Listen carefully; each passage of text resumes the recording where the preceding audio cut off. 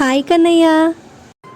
తొందరగా చెప్పమ్మా, రాముడు వెళ్ళి తర్వాత ఏమైంది?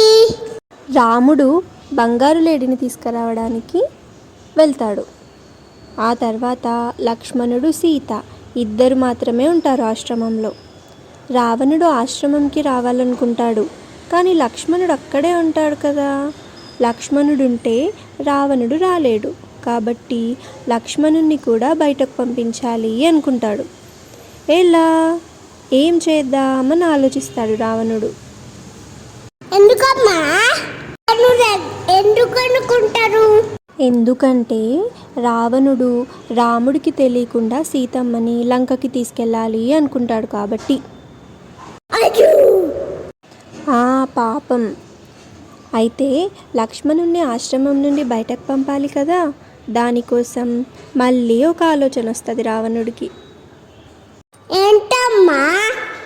ఏంటంటే రాముడు బాగా ఏడ్చినట్టు, హెల్ప్ హెల్ప్ అని అరిచినట్టు గట్టిగా కేకలు వినిపించేలాగా చేస్తాడు రాముడిలాగా.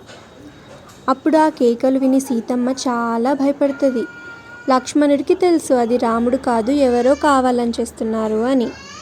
సీతమ్మ చెప్తుంది లక్ష్మణుడితో, లక్ష్మణ, మీ అన్నగారికి ఏదో అయినట్టుంది, హెల్ప్ అని పిలుస్తున్నాడు, వెళ్ళి కాపాడు ప్లీజ్, తొందరగా వెళ్ళు అని చెప్తుంది.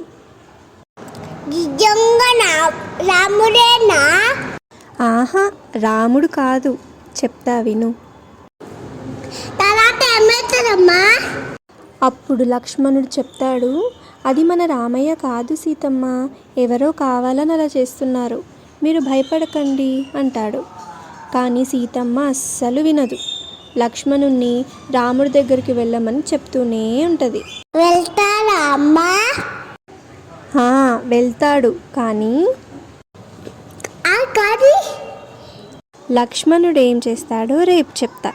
సరేనా కన్నయ్య?